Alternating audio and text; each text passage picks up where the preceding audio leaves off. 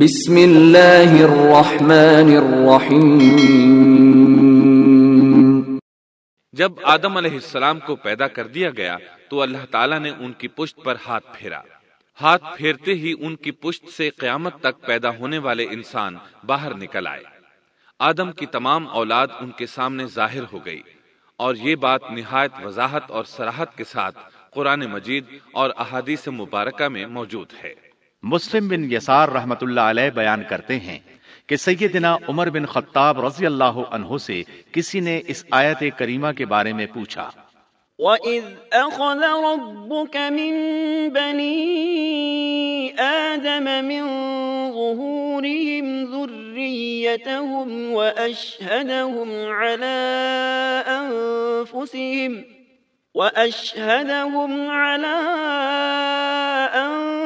أَنفُسِهِمْ أَلَسْتُ بِرَبِّكُمْ قَالُوا بَلَىٰ شَهِدْنَا أَن تَقُولُوا يَوْمَ الْقِيَامَةِ إِنَّا كُنَّا عَنْ هَٰذَا غَافِلِينَ۔ اور جب آپ کے رب نے اولاد آدم کی پشت سے ان کی اولاد کو نکالا اور ان سے انہی کے بارے میں اقرار لیا کہ کیا میں تمہارا رب نہیں، سب نے جواب دیا، ہاں کیوں نہیں، ہم سب گواہ بنتے ہیں، تاکہ تم لوگ قیامت کے روز یوں نہ کہو ہم تو اس سے محض بے خبر تھے۔ او تقولوا انما اشرك آباؤنا من قبل وكنا ذرية من بعدهم افتهلكنا بما فعل المبطلون۔ یا یوں کہو کہ پہلے پہلے شرک تو ہمارے بڑوں نے کیا، اور ہم ان کے بعد ان کی نسل میں ہوئے، لہذا کیا تو ان غلط راہ والوں کے فعل پر ہمیں ہلاکت میں ڈالے گا؟ سیدنا عمر رضی اللہ عنہ نے اس شخص کے سوال کے جواب میں فرمایا، میں نے سنا ہے کہ رسول اللہ صلی اللہ علیہ وسلم فرما رہے تھے، اللہ نے آدم علیہ السلام کو پیدا کیا، پھر اپنے دائیں ہاتھ کو اس کی پشت پر پھیرا اور اس سے نسل انسانی کو باہر نکالا، اور ان کی طرف اشارہ کر کے فرمایا، میں نے انہیں جنت کے لیے پیدا کیا ہے اور یہ جنت والوں کے اعمال کریں گے۔ پھر اپنے ہاتھ کو دوبارہ آدم علیہ السلام کی پشت پر پھیرا اور اس سے نسل انسانی کو باہر نکالا، اور ان کی طرف اشارہ کر کے فرمایا، میں نے انہیں آگ کے لیے پیدا کیا ہے اور یہ آگ والوں کے اعمال کریں گے۔ اس پر ایک شخص نے نبی اکرم صلی اللہ علیہ وسلم سے سوال کیا، اے اللہ کے رسول صلی اللہ علیہ وسلم، تو پھر ہمارے اعمال کس حساب میں شمار ہوں گے؟ آپ نے جواب میں فرمایا، اللہ تعالیٰ جب کسی بندے کو جنت کے لیے پیدا کرتا ہے تو اس سے جنت والوں کے کام کرواتا ہے، حتیٰ کہ جنت والے اعمال میں سے ہی کسی عمل پر اس کا موت سے سامنا ہوتا ہے، اس وجہ سے اللہ اسے جنت میں داخل کرتا ہے۔ اور جب اللہ کسی بندے کو آگ کے لیے پیدا کرتا ہے تو اسے آگ والے اعمال پر لگا دیتا ہے، یہاں تک کہ وہ آگ والے اعمال میں سے کسی عمل پر مرتا ہے، اس کی وجہ سے اللہ اسے آگ میں داخل کر دیتا ہے۔ ہر شخص کے لیے اس کام میں آسانی پیدا کر دی جاتی ہے جس کے لیے وہ پیدا کیا گیا ہے۔ لیکن یہ بات ذہن میں ہر وقت موجود رہنی چاہیے کہ اللہ نے انسان کو اختیار دے رکھا ہے کہ وہ اپنی عقل اور فکر کی روشنی میں اللہ کے احکامات پر عمل پیرا ہو کر خود کو جنتی بنا لے، یا عقل کا درست استعمال نہ کرتے ہوئے شیطان کا پٹا گلے میں ڈال لے اور جہنم میں جگہ بنا لے۔ یہ تو اللہ نے انسان کو اختیار دے رکھا ہے، اس کی مرضی کہ جنت والے اعمال کرے یا جہنم والے۔ ہر انسان میں دونوں طرف جانے کی طاقت اور صلاحیت موجود ہے۔ اللہ نے انسان کو مجبور نہیں بنایا، البتہ ہر انسان کو جو بھی رویہ اختیار کرنا تھا اللہ کو اس کا علم تھا، اور اس کا علم برحق ہے، قطعی ہے، اس میں کوئی غلطی نہیں ہو سکتی، اس لیے اس نے اپنے علم کے مطابق تقدیر لکھ دی۔ اب ہم جو کچھ کرتے ہیں تقدیر سے مجبور ہو کر نہیں کرتے، بلکہ اپنے اختیار سے کرتے ہیں، اور چونکہ تقدیر بھی اللہ کے حکم سے لکھی گئی، اس لیے اس میں بھی کوئی خطا واقع نہیں ہوتی۔ لہذا تقدیر کا یہ مطلب نہیں کہ انسان تقدیر کی بنا پر ہدایت ماننے یا نہ ماننے پر مجبور ہے، ایسی بات قطعاً نہیں۔ اور درست بات یہ ہے کہ تقدیر کا مسئلہ بہت زیادہ پیچیدہ ہے اور مشکل ترین مسائل میں سے ہے، یہاں اس کی تفصیل کا موقع نہیں۔ جب اللہ نے آدم علیہ السلام کو پیدا کر لیا اور اس میں اپنی روح پھونک دی تو فرشتوں کو حکم دیا کہ آدم کو سجدہ کریں۔ ابلیس ایک بہت نیک اور بزرگ جن تھا، اس نے کبھی اللہ کی نافرمانی نہیں کی تھی، اسی بنا پر وہ بلند مرتبہ پا کر فرشتوں میں شامل ہو چکا تھا، لیکن فرشتوں کی جنس سے قطعاً نہیں تھا۔ اللہ نے اسے اطاعت اور فرما برداری کا صلہ دیا تھا، اس کی عزت اور اکرام کرتے ہوئے آسمان میں بسایا تھا۔ لمحہ بھر کے لیے بھی اس نے اللہ کی نافرمانی نہیں کی تھی، اور پھر اللہ نے آدم کو سجدہ کرنے کا حکم دیا، اور اس حکم کے مخاطب فرشتے اور ابلیس تھے۔ صرف فرشتوں کے لیے یہ حکم نہیں تھا بلکہ ابلیس بھی اس حکم میں شامل تھا، کیونکہ اللہ تعالیٰ فرماتے ہیں وَلَقَدْ خَلَقْنَاكُمْ ثُمَّ صَوَّرْنَاكُمْ ثُمَّ قُلْنَا لِلْمَلَائِكَةِ اسْجُدُوا لِآدَمَ فَسَجَدُوا إِلَّا إِبْلِيسَ لَمْ يَكُنْ مِنَ السَّاجِدِينَ قَالَ مَا مَنَعَكَ أَلَّا تَسْجُدَ إِذْ أَمَرْتُكَ اور یقیناً ہم نے تمہیں پیدا کیا، پھر ہم ہی نے تمہاری صورت بنائی، پھر ہم نے فرشتوں سے کہا کہ آدم کو سجدہ کرو، تو سوائے ابلیس کے سبھی نے سجدہ کیا، وہ سجدہ کرنے والوں میں شامل نہ ہوا۔ اللہ تعالیٰ نے فرمایا، تجھے کس چیز نے سجدے سے روک دیا جبکہ میرا حکم تیرے لیے بھی تھا؟ تو اس سے ثابت ہوا اس حکم میں فرشتوں کے ساتھ ابلیس بھی شامل تھا، کیونکہ قرآن میں اذ امرتک کے الفاظ ہیں۔ اس کا مطلب ہے کہ میں نے تجھے حکم دیا تھا، اور پھر ابلیس نے جواب میں یہ نہیں کہا کہ تو نے تو مجھے حکم ہی نہیں دیا تھا، بلکہ اس نے سجدہ نہ کرنے کی وجہ یہ بتائی۔ قال أنا خير منه خلقتني من نار وخلقته من طين۔ اس نے کہا، میں سجدہ کیوں کروں، میں اس سے بہتر ہوں، اس لیے کہ تو نے مجھے آگ سے پیدا کیا اور اسے مٹی سے۔ تو پھر کہا، قال فاهبط منها، اللہ نے حکم دیا تو اس سے نیچے اتر جا۔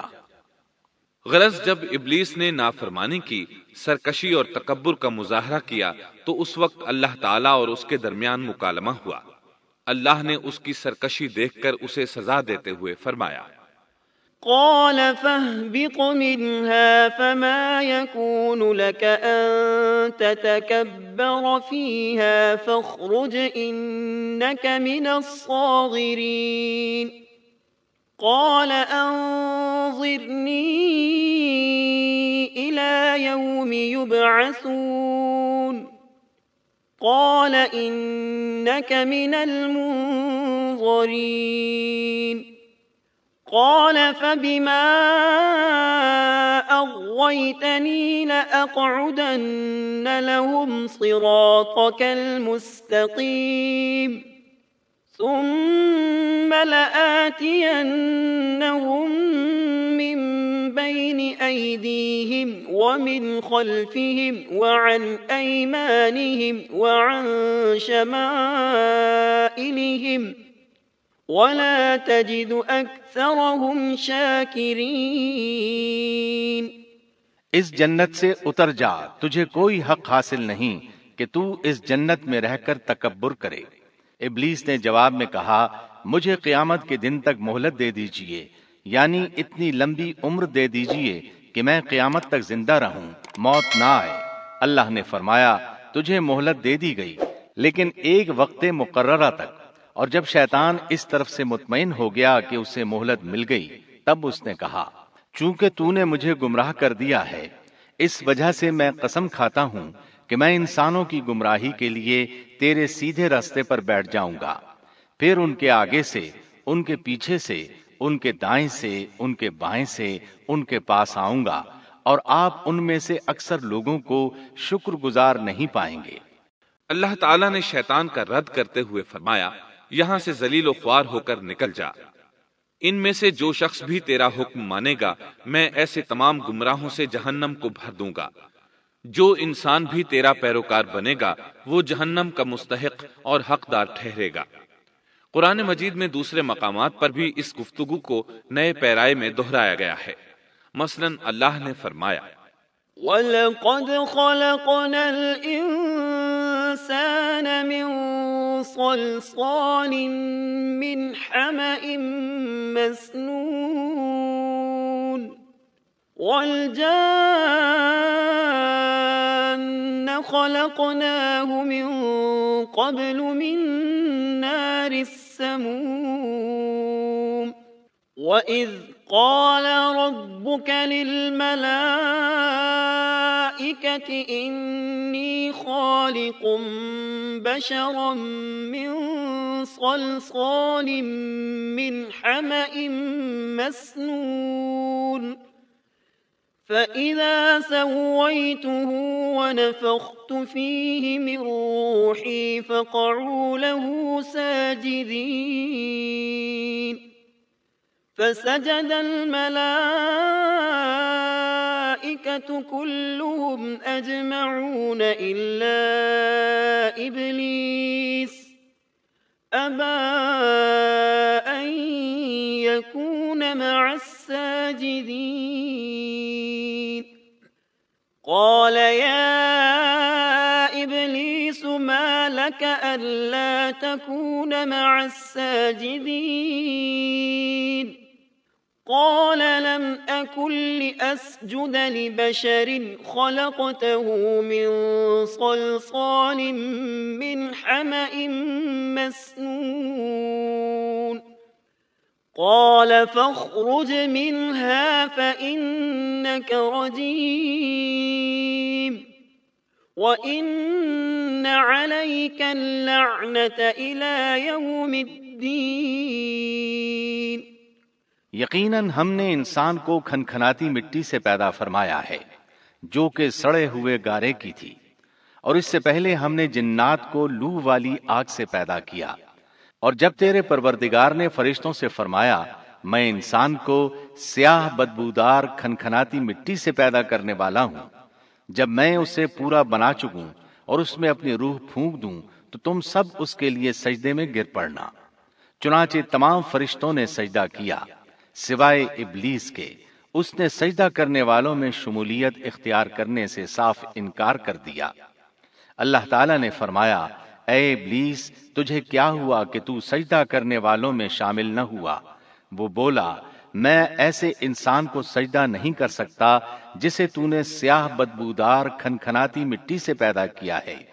اللہ تعالیٰ نے فرمایا اب تو بہشت سے نکل جا کیونکہ تو مردود ہے اور تجھ پر قیامت کے دن تک میری پھٹکار ہے۔ قال رب فأنظرني إلى يوم يبعثون قال فإنك من المنظرين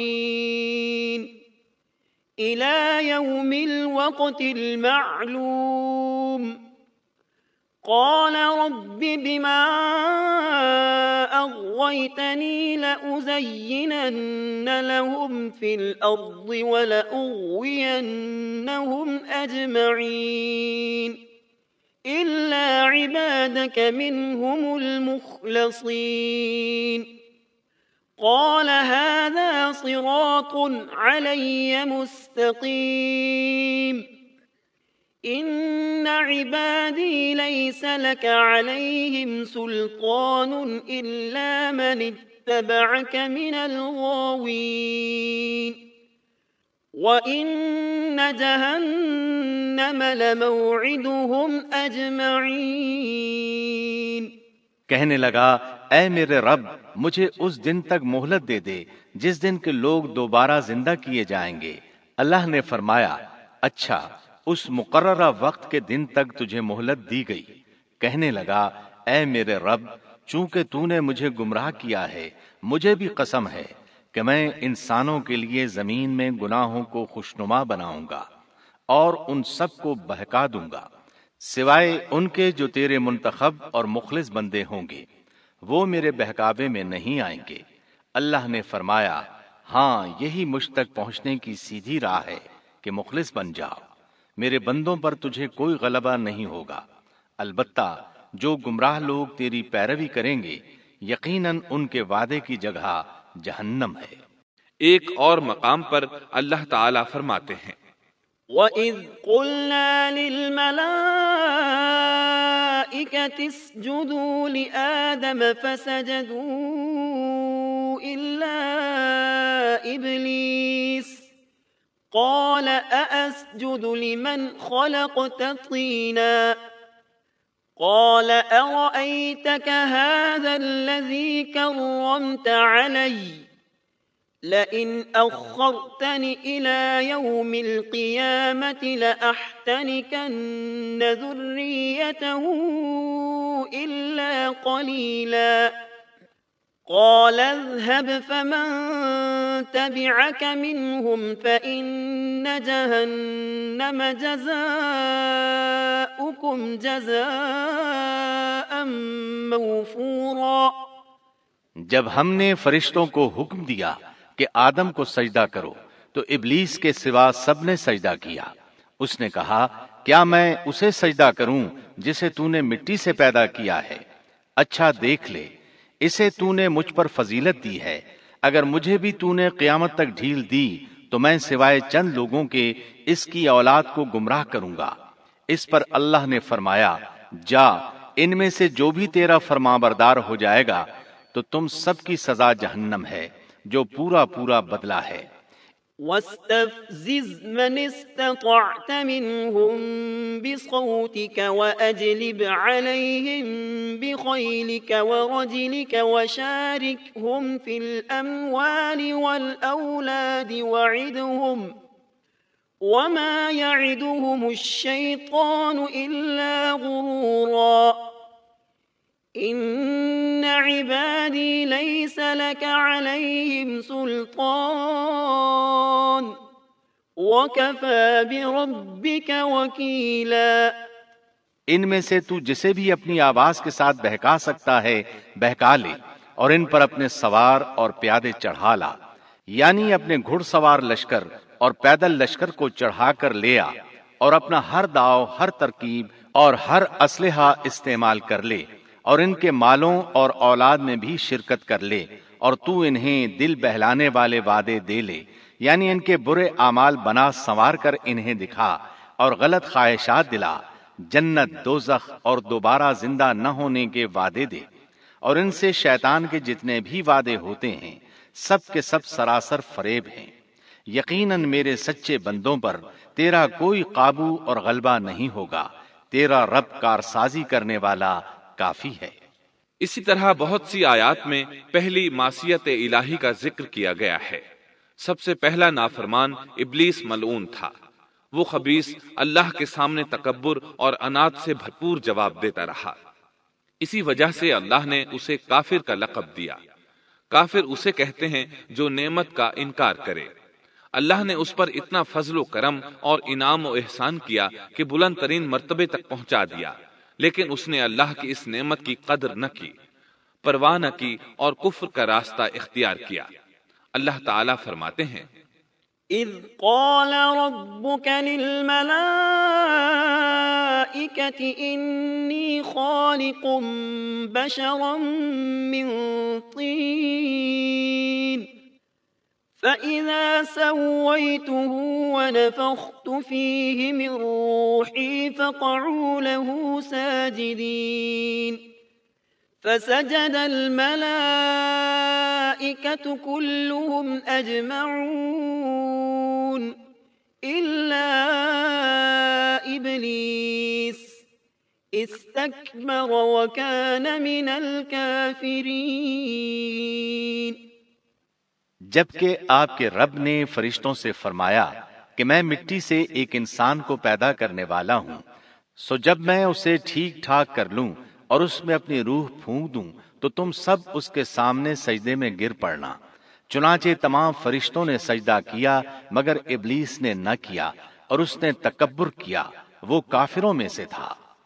سب سے پہلا گناہ تکبر تھا، اسی لیے علماء کرام فرماتے ہیں تمام گناہوں کی جڑ تکبر اور غرور ہے۔ نبی اکرم صلی اللہ علیہ وسلم نے اپنی امت کو تکبر نہ کرنے کا سختی سے حکم فرمایا، اس کی برائی، وبال اور ہلاکت سے آگاہ فرمایا۔ آپ نے فرمایا لا ينظر الله إلى من جر ثوبه خيلاء اللہ اس شخص کی طرف رحمت سے دیکھے گا بھی نہیں جس نے تکبر کی بنا پر کپڑا ٹخنوں سے نیچے لٹکایا۔ اس کے علاوہ نبی صلی اللہ علیہ وسلم نے تو مطلقاً فرما دیا لا يدخل الجنة من كان في قلبه مثقال ذرة من كبر، وہ شخص جنت میں داخل ہونے کے قابل نہیں جس کے دل میں ذرہ برابر بھی تکبر ہے۔ جو شخص اپنے کپڑے، اپنے مکان اور اپنے قبیلے پر فخر کرتا ہے اس سے اللہ کی رحمت اٹھ جاتی ہے۔ اسی لیے نبی صلی اللہ علیہ وسلم نے جب اپنے صحابہ کرام کو دیکھا کہ مہاجر صحابی انصار صحابہ کے خلاف اور انصاری صحابی مہاجرین صحابہ کے خلاف آواز لگا رہے ہیں تو آپ نے فرمایا دعوها فإنها منتنہ، اس جاہلیت والی پکار کو چھوڑو، یہ بہت بدبودار ہے۔ برادری کی بنیاد پر لڑنا، باہم فخر کرنا برے نتائج کا ذریعہ ہے۔ گناہوں کی بنیاد بھی تکبر ہے، اس لیے ہر مومن کو چاہیے کہ اپنے نوکر، خادم، ملازم یا کسی بھی مسکین پر کبھی بھی فخر و غرور کا اظہار نہ کرے، کیونکہ یہی اللہ کی سب سے پہلی نافرمانی وجود میں آئی تھی۔ تکبر کا یہ ذکر ضمناً آ گیا۔ ہم پھر اپنے موضوع کی طرف لوٹتے ہیں۔ اللہ نے آدم علیہ السلام کو پیدا کیا اور انہیں عالم بنا کر ہی تخلیق کیا، یعنی جب وہ پیدا ہوئے تو جاہل نہیں تھے۔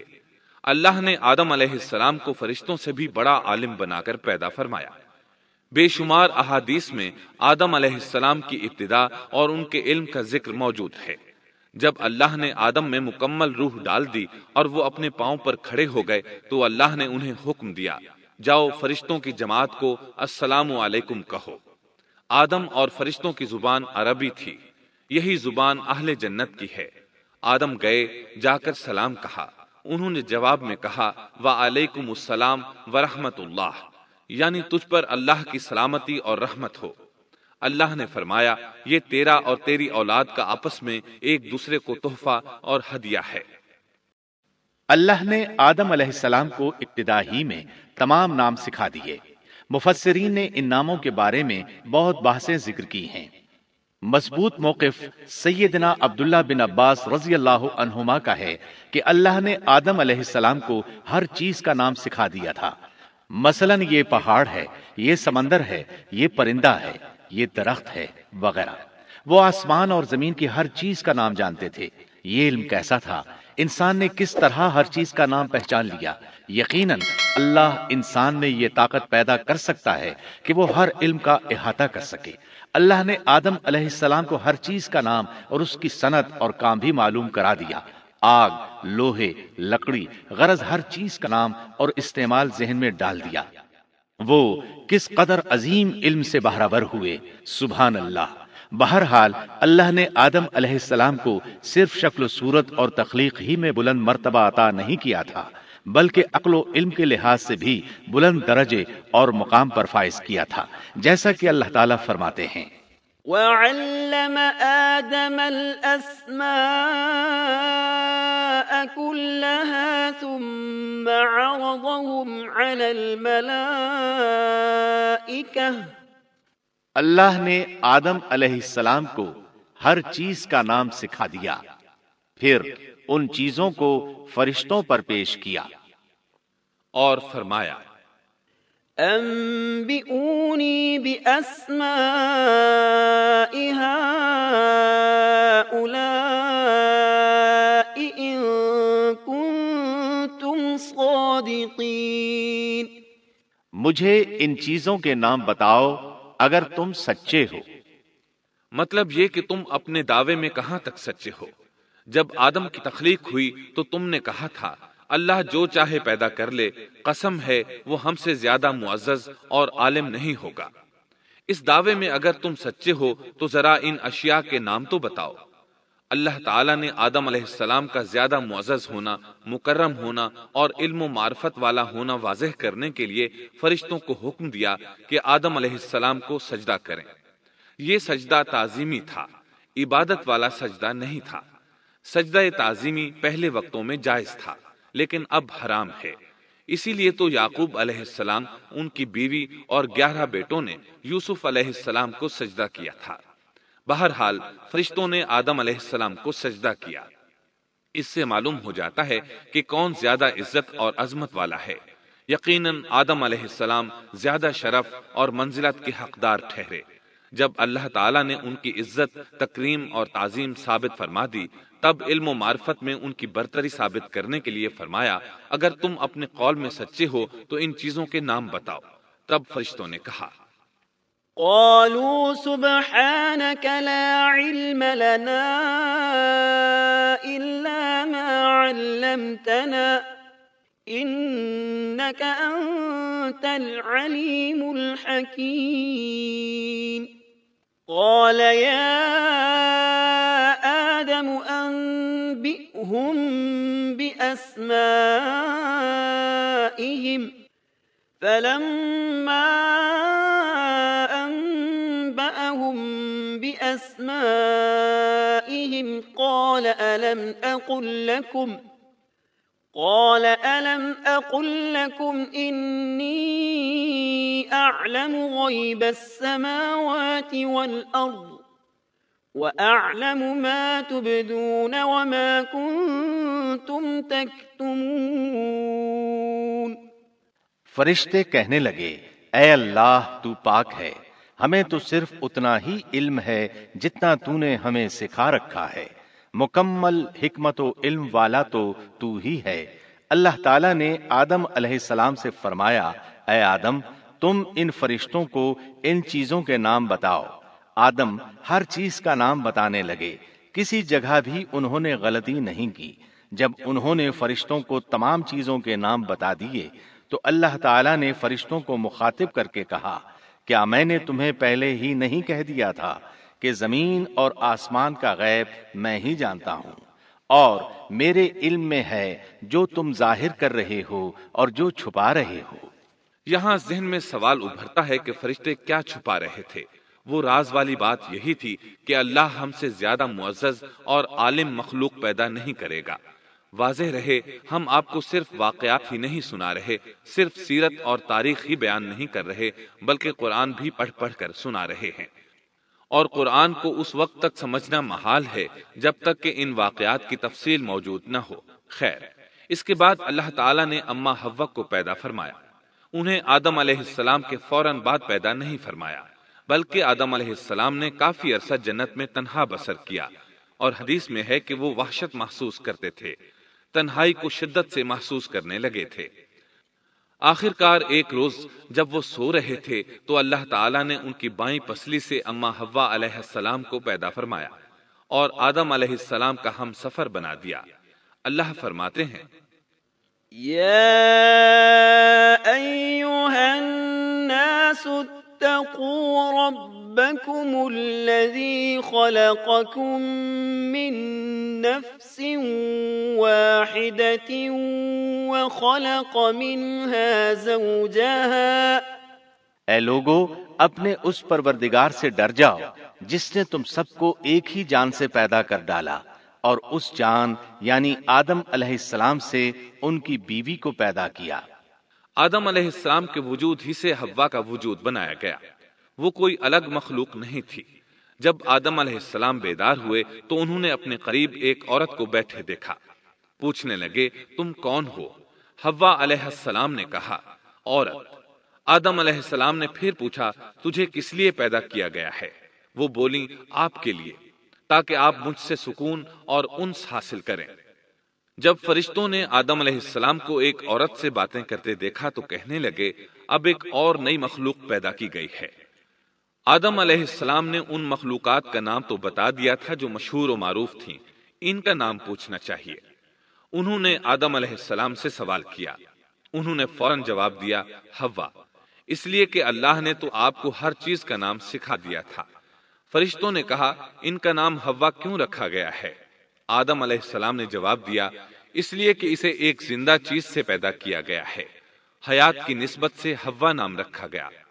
مسلم شریف میں ہے، سیدنا ابو ہریرہ رضی اللہ عنہ روایت کرتے ہیں کہ رسول اللہ صلی اللہ علیہ وسلم نے فرمایا، من كان يؤمن بالله واليوم الآخر فإذا شهد أمرا فليتكلم بخير أو ليسكت واستوصوا بالنساء خيرا فإن المرأة خلقت من ضلع وإن أعوج شيء في الضلع أعلاه إن ذهبت تقيمه كسرته وإن تركته لم يزل أعوج استوصوا بالنساء خيرا۔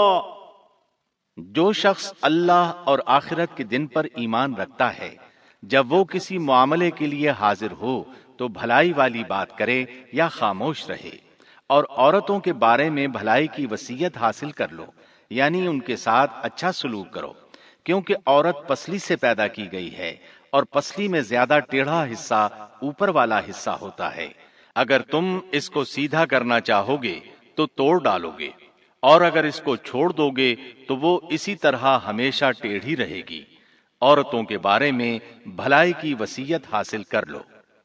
مطلب یہ کہ اسی حالت میں گزر بسر کرو، عورتوں کے بارے میں بھلائی کی وصیت حاصل کر لو۔ اس حدیث کا مطلب یہ ہے کہ عورتوں پر جبر کر کے زبردستی ان کی طبیعت کو بدلا نہیں جا سکتا، اور عورت ذات کو نہایت نرمی اور پیار سے رکھو۔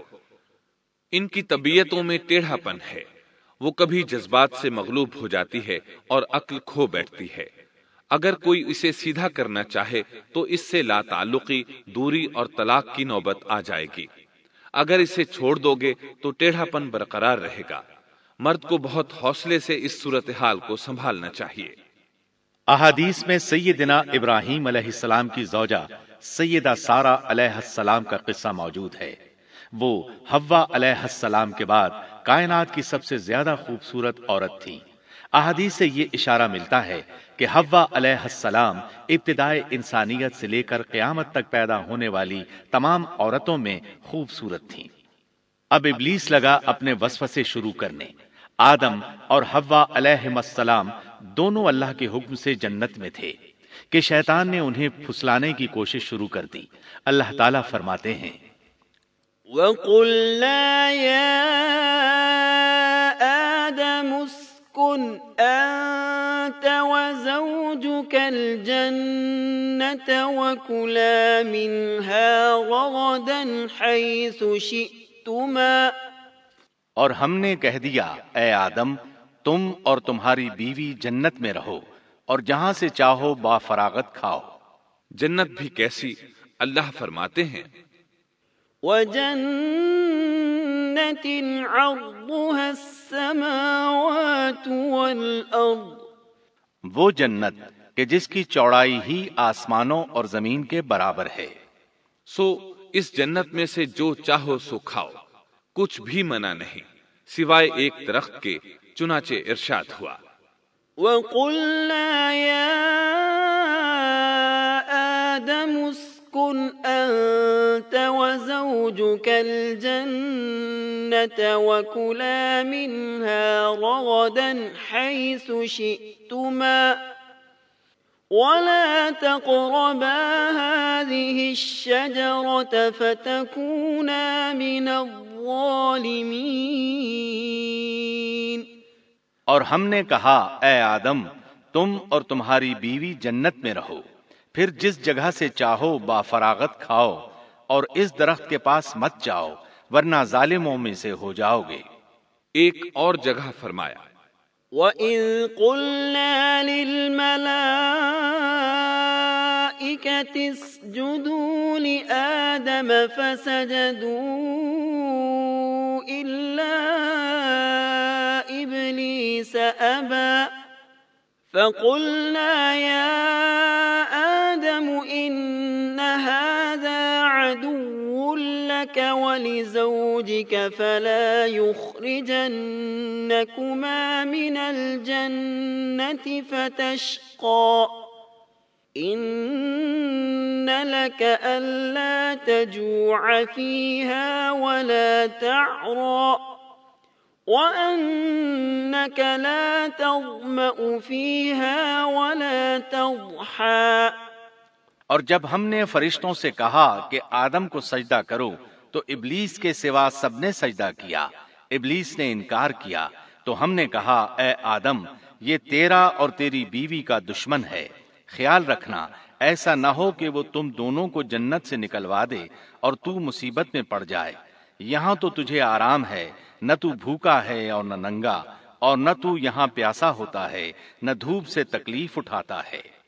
گویا اللہ نے سیدنا آدم علیہ السلام کو وسوسے سے پہلے ہی خبردار کر دیا تھا۔ ان آیات سے یہ بھی پتا چلا کہ انسان سے ابلیس کی عداوت اور دشمنی ابتدا ہی سے چلی آ رہی ہے، اور یہ بھی ثابت ہوا کہ جو لوگ کہتے ہیں کہ انسان ابتدا میں ننگا تھا ان کا قول صحیح نہیں، اس لیے کہ اللہ تعالیٰ نے جنت میں بھی آدم علیہ السلام پر لباس رکھا اور زمین میں بھی لباس نازل کر دیا، جیسا کہ اللہ تعالیٰ فرماتے ہیں يا بني آدم قد أنزلنا عليكم لباسا يواري سوآتكم وريشا ولباس التقوى ذلك خير۔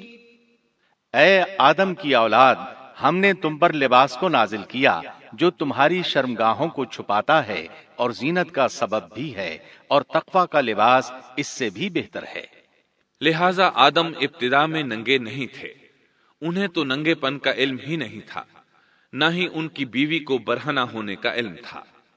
اللہ نے آدم علیہ السلام کو کامل نعمتوں سے نوازا، بھوک نہ پیاس، یہاں تک کہ پیاس کے اسباب سے بھی محفوظ، نہ گرمی اور نہ دھوپ، پھر بے انتہا حسن و جمال، مشقت نہ تکلیف، بدبختی نہ بدقسمتی۔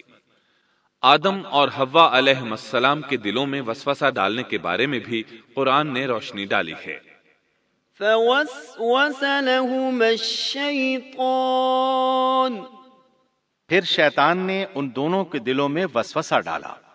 یہ وسوسہ اس نے ان دونوں کو طمع دلانے کی صورت میں پورا کیا، اور یہ طمع دلائی کہ اس درخت کو کھانے سے ہمیشگی اور بقا ملتی ہے اور کبھی نہ ختم ہونے والی بادشاہت حاصل ہوتی ہے، اور اس وسوسے کا مقصد یہ تھا لِيُبْدِيَ لَهُمَا مَا وُورِيَ عَنْهُمَا مِنْ سَوْآتِهِمَا، تاکہ ان کا پردہ بدن جو ایک دوسرے سے پوشیدہ تھا دونوں کے روبرو بے پردہ کر دے۔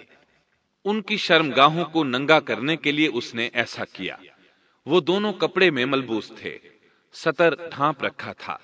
جب انہوں نے اس درخت سے کھایا تو لباس نیچے گر گیا، دونوں برہنہ ہو گئے۔ یہی شیطان چاہتا تھا کہ انہیں برہنہ کر دے، اللہ کی نافرمانی پر اکسائے۔ ارشاد ہوتا ہے فوسوس إليه الشيطان قال يا آدم هل أدلك على شجرة الخلد وملك لا يبلى۔ شیطان نے انہیں وسوسہ ڈالا، کہنے لگا اے آدم کیا میں تجھے دائمی زندگی کا درخت اور وہ بادشاہت نہ بتلا دوں جو کبھی پرانی نہ ہو؟ جب تم اس درخت سے کھاؤ گے تو ہمیشہ زندہ رہنے والے بن جاؤ گے اور زبردست بادشاہت حاصل کر لو گے۔ اس نے یہ تمنا بھی دلائی۔ وقال ما نهاكما ربكما عن هذه الشجرة إلا أن تكونا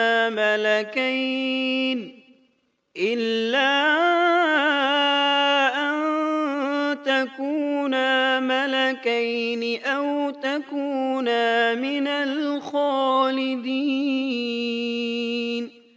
تمہارے رب نے تم دونوں کو اس درخت سے اس لیے منع کیا ہے کہ تم دونوں فرشتے نہ بن جاؤ یا ہمیشہ زندہ رہنے والے نہ بن جاؤ۔ یعنی تم اس درخت سے کھا لوگے تو فرشتے بن جاؤ گے اور ہمیشہ قائم دائم رہو گے۔ پھر وہ وسوسہ ڈالتے ہوئے جھوٹی قسمیں کھانے لگا، جیسا کہ ارشاد ہوتا ہے، وَقَاسَمَهُمَا إِنِّي لَكُمَا لَمِنَ النَّاصِحِينَ، اور ان دونوں کے روبرو قسمیں کھانے لگا کہ یقین آ جائے میں آپ کا خیر خواہ ہوں۔ اللہ کی قسم کھانے لگا، اور اس وقت سے جھوٹی قسموں کی ابتدا ہوئی۔ اس نے ان دونوں کو فریب دے کر بہکا لیا، جیسا کہ فرمایا فَدَلَّاهُمَا بِغُرُورٍ، یعنی دھوکے سے انہیں پھسلایا، حالانکہ انہیں کسی چیز کی کمی نہیں تھی۔ بھلا وہاں کیا محتاجی ہو سکتی تھی؟ جنت میں سکون سے زندگی بسر کر رہے تھے۔ جنت سے بڑھ کر کیا چاہیے؟ ہمیشہ کے لیے جنت مل چکی تھی۔ اللہ تعالیٰ فرماتے ہیں، فَلَمَّا ذَاقَا الشَّجَرَةَ بَدَتْ لَهُمَا سَوْآتُهُمَا وَطَفِقَا يَخْصِفَانِ عَلَيْهِمَا مِنْ وَرَقِ الْجَنَّةِ، ان دونوں نے جب درخت کو چکھا، دونوں کا پردہ بدن ایک دوسرے کے روبرو کھل گیا، دونوں اپنے بدنوں پر درختوں کے پتے جوڑ جوڑ کر رکھنے لگے۔ کپڑے اترنے پر دونوں کو حیا آئی، اس لیے کہ انسان کی فطرت میں برہنہ ہونے کی ناپسندیدگی شامل ہے۔ برہنہ ہو گئے تو کوئی لباس نہیں تھا، اس لیے درختوں کے پتے جوڑ کر جسم ڈھانپنے لگے۔ حدیث میں آیا ہے، آدم بھاگنے لگے تو اللہ نے پکارا، آدم مجھ سے بھاگتے ہو؟ آدم بولے، اللہ میں شرم کی بنا پر بھاگ رہا ہوں، اور اس وجہ سے کہ تیرے سامنے برہنہ کیسے رہوں، پھر یہ کہ نافرمانی کا ارتکاب بھی کر چکا ہوں۔ یہاں ایک سوال پیدا ہوتا ہے، دونوں میں سے پہلے کھانے والا کون تھا؟ اس بارے میں راجح قول یہ ہے کہ وہ حوا علیہ السلام تھی۔ انہی نے آدم علیہ السلام کو طمع دلاتے ہوئے اس غلطی پر آمادہ کیا تھا، جیسا کہ بخاری شریف میں نبی اکرم صلی اللہ علیہ وسلم نے فرمایا، لولا حواء لم تخن انثى زوجها، اگر حوا نہ ہوتی تو کوئی عورت اپنے خاوند سے خیانت نہ کرتی۔ حوا علیہ السلام نے انہیں غلطی میں مبتلا کیا تھا۔ اگر حوا علیہ السلام نہ ہوتی تو آدم بھی خیانت میں مبتلا نہ ہوتے اور نہ معصیت میں مبتلا ہوتے۔ تب اللہ نے انہیں پکارا، وَنَادَاهُمَا رَبُّهُمَا أَلَمْ أَنْهَكُمَا أَنْ تِلْكُمَا الشَّجَرَةِ وَأَقُلْ لَكُمَا إِنَّ الشَّيْطَانَ لَكُمَا عَدُوٌّ مُبِينٌ، کیا میں نے تم دونوں کو اس درخت سے نہیں روکا تھا، اور کیا یہ نہیں کہا تھا کہ شیطان تمہارا کھلا دشمن ہے؟ اب توجہ طلب بات یہ ہے کہ اس موقع پر دونوں نے کیا طرز عمل اختیار کیا۔ کیا وہ دونوں اپنی معصیت پر بضد رہے اور تکبر کرنے لگے، جیسا کہ ابلیس نے سجدہ کرنے سے انکار کیا تھا اور پھر لگا تھا اپنی معصیت پر اصرار کرنے، یا ان دونوں نے توبہ کر لی؟ جی ہاں، دونوں نے توبہ کر لی، جیسا کہ قرآن مجید میں آتا ہے، قَالَا رَبَّنَا ظَلَمْنَا أَنفُسَنَا وَإِن لَّمْ تَغْفِرْ لَنَا وَتَرْحَمْنَا لَنَكُونَنَّ مِنَ الْخَاسِرِينَ۔ دونوں نے کہا، اے ہمارے رب، ہم نے اپنا بڑا نقصان کیا، اور اگر تو ہماری مغفرت نہ کرے گا اور ہم پر رحم نہ کرے گا تو واقعی ہم خسارہ پانے والوں میں سے ہو جائیں گے۔ اس قصے میں ایک سوال یہ ذہن میں پیدا ہوتا ہے کہ جب سیدنا آدم علیہ السلام کو ابلیس نے سجدہ نہ کیا تو اللہ تعالیٰ نے اسے مردود بنا کر جنت سے نکال دیا۔ پھر وہ سیدنا آدم علیہ السلام کو اس درخت کے قریب کس طرح لے گیا جبکہ وہ جنت سے باہر ہو چکا تھا؟ قرآن کریم میں اس بارے میں یہ الفاظ آئے ہیں، پھر شیطان نے ان کے دلوں میں وسوسہ ڈالا۔ یہ وسوسہ اس نے کیسے ڈالا جبکہ وہ جنت سے نکالا جا چکا تھا؟ مفسرین نے اس کے جواب میں لکھا ہے کہ اس نے جنت سے باہر رہ کر یہ وسوسہ ڈالا تھا۔ جیسے آج کل تار اور بغیر تار کے آواز کو دور دراز علاقوں تک پہنچایا جا سکتا ہے، ایسے ہی شیطان نے اپنی طاقت سے یہ وسوسہ ان کے دلوں تک پہنچایا۔ لگے ہاتھوں ابلیس کی حقیقت بھی سن لیں۔ ابلیس کے لفظی معنی انتہائی مایوس کے ہیں۔ یہ راندہ درگاہ ہونے کے بعد ہمیشہ ہمیشہ کے لیے اللہ کی رحمت سے مایوس ہو گیا تھا، اس لیے اسے یہ لقب ملا، ورنہ روایات کی روح سے اس کا اصل نام عزازیل تھا۔ پہلے یہ جنات میں سے تھا، اپنے رب تعالی کی اطاعت سے نکل کر ابلیس ہوا۔ اس کا علم ناقص تھا، مزاج ناپاک تھا، وہ غرور اور تکبر میں مبتلا ہو گیا تھا۔ یہاں یہ بات بھی ذہن نشین کر لیں کہ انبیاء خطا اور گناہ سے پاک ہوتے ہیں، ان پر اللہ تعالیٰ کی مستقل حفاظت اور نگرانی قائم رہتی ہے۔ اگرچہ انبیاء بھی انسان ہوتے ہیں اور تمام انسانی تقاضے انہیں لاحق ہوتے ہیں، لیکن ان کے عمل اور ارادے میں کسی قسم کی بدی اور شر کا عمل دخل قطعاً نہیں ہوتا۔ ان کا ہر قول اور عمل بلکہ ہر حرکت اور سکون کی حالت بھی انسانیت کے لیے بہترین نمونہ ہوتے ہیں۔ البتہ بشر ہونے کی وجہ سے بھول کا امکان ہوتا ہے، تاہم بھول ہو جانے کی صورت میں انہیں فوراً ہی خبردار کر دیا جاتا ہے۔ بھول ہو جانا بشری طبیعت کا خاصہ ہے۔ اللہ تعالیٰ نے ہر انسان کی فطرت میں یہ چیز رکھی ہے۔ انبیاء سے بھول چوک ہو جانے میں بھی اللہ تعالیٰ کی کئی ایک حکمتیں پوشیدہ ہیں۔ مثلاً بہت سی قومیں اپنے نبیوں کے معجزات دیکھ کر ان میں ربوبیت کی صفات کی قائل ہو گئی، یہاں تک کہ بعض قوموں نے اپنے نبیوں کو اللہ یا اللہ کا بیٹا بھی جانا۔ جب انبیاء سے بھول اور لغزشیں ہوئیں تب گویا لوگوں پر یہ واضح کیا گیا کہ یہ الہ نہیں ہیں۔ الہ ہوتے تو کس طرح ان سے بھول ہو سکتی تھی؟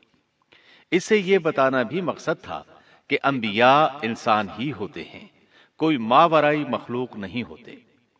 سیدنا آدم علیہ السلام کے واقعے پر غور کرنے سے یہ حقیقت مزید واضح ہو جاتی ہے کہ سیدنا آدم علیہ السلام کی یہ لغزش گناہ نہیں تھی۔